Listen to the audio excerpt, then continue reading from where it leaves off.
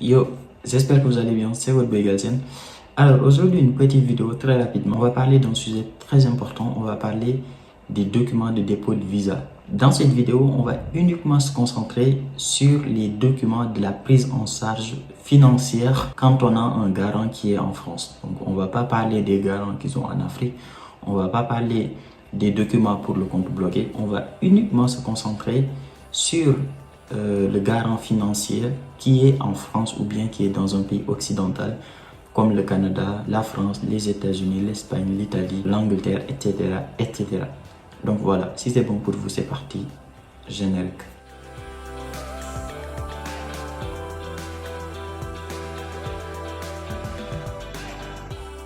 Alors, comme d'habitude, si tu n'es pas abonné, n'hésite pas à le faire. C'est la meilleure manière de soutenir cette chaîne YouTube. C'est la meilleure manière de m'encourager à continuer de faire les vidéos. Donc, abonnez-vous, c'est très important.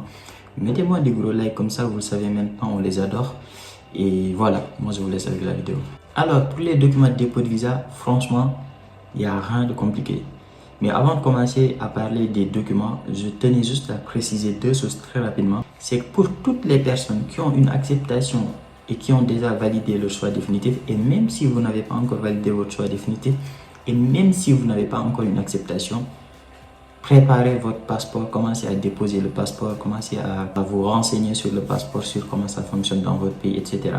Parce qu'il y a des pays où ça prend beaucoup de temps, ça peut prendre jusqu'à un mois. Il y a par exemple des pays comme le Sénégal où ça prend uniquement une semaine. Donc renseignez-vous, commencez à préparer votre passeport parce que si vous attendez que les dépôts de visa commencent en juin et que vous commencez à faire votre passeport, ça peut vous retarder et ça diminue vos chances d'arriver très tôt en France. Donc voilà. La deuxième chose que je tenais à préciser, c'est que pour le passeport toujours, l'ambassade demande minimum 15 mois de validité. Donc s'il vous plaît, j'ai déjà parlé de ça dans une de mes vidéos.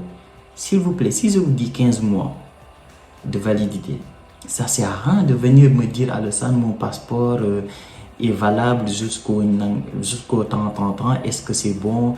Alassane, mon passeport est valable jusqu'au 15 avril 2022. Est-ce que c'est bon ou pas? Mais je vous dis 15 mois, s'il vous plaît. Comptez. Comptez à partir du moment où vous allez déposer le visa, c'est-à-dire juin, juillet, août. Et comptez si ça fait 15 mois, c'est bon. Si ça ne fait pas 15 mois, c'est pas bon. Mais j'ai l'impression que vous voulez qu'on fasse tout en fait pour vous, tout. Comptez. Donc moi, des questions comme ça, je ne réponds même pas. Donc voilà. La troisième chose que je tenais à préciser dans cette vidéo, c'est que l'ambassade demande des papiers qui sont en français.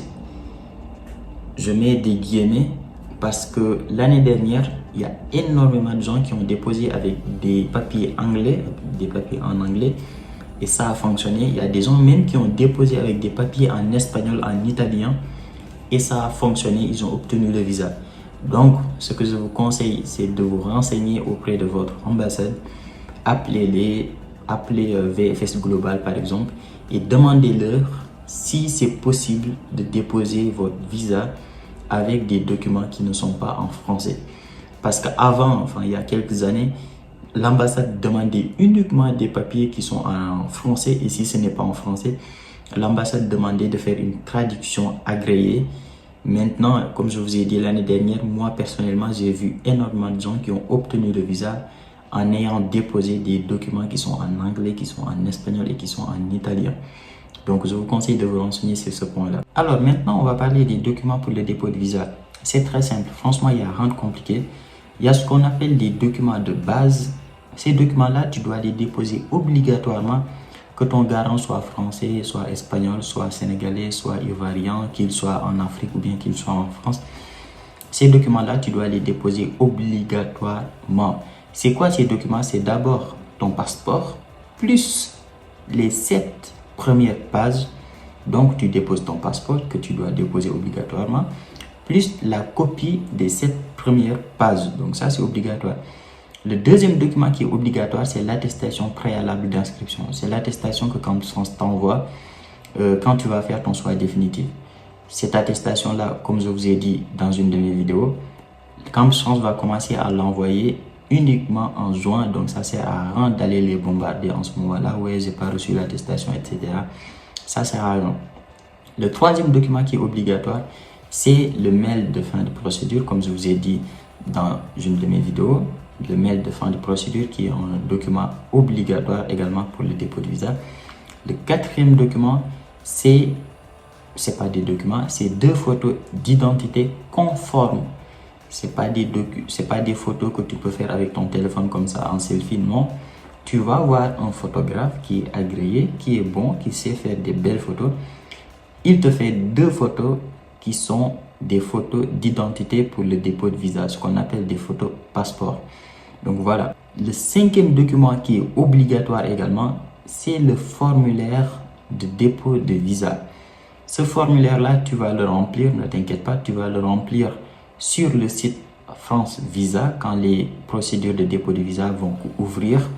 Camps France va vous donner ce site-là qui est le site de France Visa où tu vas aller, tu vas remplir le formulaire de dépôt de visa et ensuite tu vas l'imprimer et tu vas le mettre parmi tes documents. Le 6e document, c'est une photocopie de ta pièce d'identité. Donc ta pièce d'identité, c'est ta carte nationale d'identité. Tu fais une photocopie et tu le joins à tes documents. Et le dernier document qui est également obligatoire pour le dépôt de visa et qui fait partie des documents de base que tu dois déposer si tu es dans n'importe quel pays du monde ou bien si ton garant est dans n'importe quel pays du monde, c'est le mail de rendez-vous. Donc quand tu vas avoir ton rendez-vous, tu vas recevoir un mail qui va te dire « Ouais, Alassane, tu as un rendez-vous lundi 7 juin à 14 h, etc. » Donc ce mail-là, tu dois l'imprimer. Parfois, c'est un PDF qu'on t'envoie, donc tu dois l'imprimer et le joindre à tes documents. Donc voici les 7 documents qui sont obligatoires pour n'importe quel garant, pour n'importe quel candidat, pour tout le monde. Maintenant, on va parler des documents qui sont spécifiques au garant financier qui est dans un pays occidental, France, Espagne, Italie, Angleterre, Canada, États-Unis, etc., etc. Donc, pour ces documents-là, c'est très simple, rien de compliqué. La première chose qu'on te demande, c'est les 3 derniers bulletins de salaire de ton garant. 3 derniers bulletins de salaire. Je ne vais pas redétailler la partie salaire, combien il doit gagner, etc. J'ai déjà fait une vidéo là-dessus. Donc, allez la voir si vous ne l'avez pas vue. Donc, je vais juste préciser une petite chose que je n'avais pas précisé sur cette vidéo, c'est que si votre garant a un enfant, 2 enfants, 3 enfants et qu'il gagne, même s'il gagne 3 fois 615 €, si c'est limite, on va dire, si c'est uniquement 3 fois 615 € qu'il gagne et qu'il a un enfant, 2 enfants, 3 enfants, je vous conseille de chercher un deuxième garant. La deuxième chose, c'est que vous pouvez avoir 2 garants, 3 garants, 4 garants. Mais moi, encore une fois, je vous conseille d'avoir maximum 2 garants. Parce que si vous avez 3 garants, 4 garants, ça commence à ressembler à du bricolage. Donc, on revient sur notre sujet. 3 derniers bulletins de salaire. Avis d'imposition. L'avis d'imposition, vous allez remarquer, si tu déposes ton visa en 2021, l'avis d'imposition que ton garant va te donner, ça va être l'avis d'imposition de 2020. C'est juste pour vous dire, si votre garant vous envoie un avis d'imposition qui date de 2019, qui est donné en 2020, mais qui est imposé sur les revenus de 2019, ne soyez pas choqués, ouais, ça date un peu, c'est normal. Donc, 3 derniers bulletins de salaire, avis d'imposition, une lettre de prise en charge. Cette lettre, elle est très simple. Il l'écrit. C'est pas la mairie, c'est pas gna gna. Il l'écrit sur son PC. Il dit, je suis signé, monsieur gna gna gna gna, prendre en charge, monsieur gna gna gna gna, accepté dans l'université gna gna gna gna, dans la formation gna gna. Bref, vous connaissez cette lettre, c'est très simple. Vous pouvez trouver également sur Google des lettres types comme ça. Vous pouvez également trouver sur les sites de Camps France des lettres types comme ça qui sont déjà faites et que votre garant peut remplir directement et le joindre aux autres documents. Donc, 3 derniers bulletins de salaire, avis d'imposition, lettre de prise en charge et sa pièce d'identité. Pièce d'identité, ça peut être un permis, ça peut être pièce d'identité, carte nationale d'identité, ça peut être passeport, ça peut être...